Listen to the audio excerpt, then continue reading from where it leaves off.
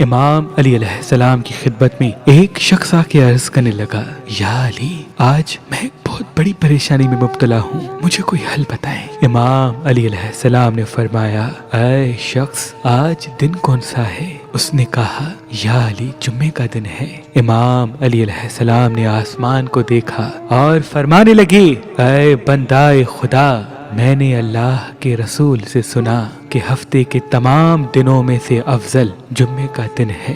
جو انسان جمعے کے دن مغرب کی نماز سے پہلے ایک مرتبہ سورہ رحمان پڑھے اور پھر آسمان کو دیکھ کے یہ کہے کہ اے اللہ، تجھے واسطہ ہے اپنے محبوب کا، اس جمعے کے دن کے اختتام سے پہلے میری تمام پریشانیوں کو ختم فرما، میری تمام دعاؤں کو قبول فرما۔